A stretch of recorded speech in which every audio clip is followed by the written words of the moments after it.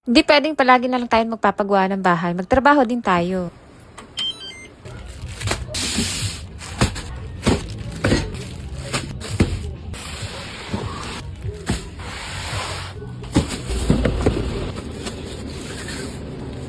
Lahat ng mga ina-upload ko, ng mga bagay-bagay, lalo na yung mga pang-display sa bahay, mga gamit sa bahay, lahat po yan galing sa ating pag-affiliate. Wala akong binili dyan o binayaran. Ito naman lahat ay kailangan ko sa bahay, kaya nag-apply ako ng free sample. At ang pinakagusto ko dito, halos kalahati ng pagpapagawa natin ng bahay ay nakuha ko lang po sa pag-affiliate, yung commission po. Hindi po ako nagre-request ng free sample kapag hindi ko naman kailangan. Yung sa tingin kong magagamit ko, doon nag-a-apply po ako. Pero lahat naman yon ay ini-invite nila ako. Nasa sa kanila na lang yun kung i-approve nila yung free sample na nire-request ko. Meron namang nagdi-decline sa akin ng pailan-ilan pero marami pa rin po yung nagtitiwala sa kasambahay nyo. So ayan, dito sa second floor, nakapag-double wall na nga pala tayo. Ito yung kahapon na binili natin na 4 na pirasong gypsum board. Kulang pa nga po yun kaya nagpabili pa ako ng isa para lang matapalan yung sa harap ng ating hagdanan. Marami kasing nag-comment sa inyo na mas maganda daw kapag nilagyan ko dito ng altar. Sayang nga dahil hindi na natin siya pwedeng lagyan pa ng bintana. Sa naghahanap nga pala kay Kuya Andeng, eto na po siya. Siya na po yung ating helper ngayon. So ito pong tinuturo ko, eto na lang yung kulang. Konti na lang sana. Tapos ito naman sa pinakataas, hindi na po yan lalagyan pa ng double wall kasi tatakpan din naman po yan ng ating kisame. So ito nga ginawa ni Don Benok na pintuan. Ayan, tingnan nyo, hindi pa nga po natatapalan kaya ganyan pa yung itsura niyan.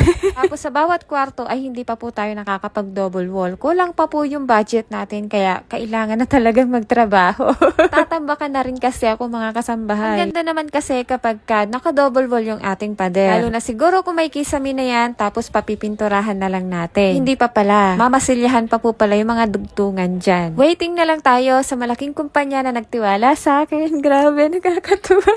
Saka ko na ipapakita sa inyo mga kasambahay kapag andito na. Grabe, totoo nga yung sinabi nila na nasa Diyos yung awa, nasa tao yung gawa. Eto na talaga, ramdam na ramdam ko na mga kasambahay. Yung itinanim natin noon, ngayon lumalago na at nagkakabunga na nga po. Mabuti na lang talaga mga kasambahay. Tinuloy ko kung anong naumpisahan ko dito sa Blue App, tapos nag-add pa ako ng isa pang source of income doon sa Orange App, tapos hanggang sa nalaman ko rin na mas okay pala yung kitaan sa Black App. Grabe, dahil October po ako nag-umpisang mag-affiliate noon. At sa unang upload ko ng mini vlog ko, yung item na yon, naghanap ako sa Black App ng same na same. Tapos nilagay ko lang, kinuha ko lang yung link niya, tapos nilagay ko dun sa Facebook. Nag-generate agad ako ng commission.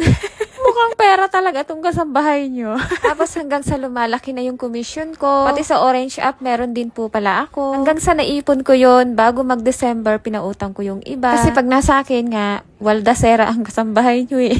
Yun naman ay binigay ko sa mga taong alam kong maibabalik sa akin ng tama. Bago ko sa kanila ibigay, sinabi ko na by February, papagawa na ako ng bahay. Kaya kailangan na nilang mabalik yun. So far naman lahat na ibalik na, heto na nga at ginastos na natin, nagkulang pa nga. Pero blessed na blessed ako doon mga kasambahay kasi ang dami pong nagtitiwala sa akin. Passive income ba ka mo? Bakit hindi mo subukan ang Piso Wi-Fi by Sure Wi-Fi? Basta may internet ka sa bahay, pwede ka nang kumita. Maglagay ka lang ng Sure Wi-Fi Bendo Machine at automatic kang may kita araw-araw. Habang may nagko-connect, may pumapasok na income. Easy lang, 'di ba? Check mo sa comment section kung paano mag-order ng sarili mong Sure Wi-Fi Bendo Machine. Basta nag-umpisa yung lahat nung nag-vlog ako. Chinaga ko siya. Wala man yung una kong page. Ayun, meron namang pumalit. Eto yun. Tiyaga ulit ako ng nagtiyaga hanggang sa na-monetize tayo. At sinipagan pa ng sinipagan para sumweldo. Hanggang sa sinubukan ko na rin mag-affiliate. At ngayon nga maraming nai-inspire sa akin kasi alam nila yung kwento ng buhay ko noon pa man. Nakatulad nyo rin kami dati na nangungutang sa tindahan, naghihikahos din, nauubusan ng budget, nangungutang ulit para makabayad sa isang utang. Yung tipong sawang-sawa ka na kasi halos paulit-ulit lang naman yung nangyayari kahit naman nagtatrabaho. Parang ganun pa rin. Kaya eto, na-inspired lang din ako sa pinanood ko nun dati. Kasi sinubukan ko.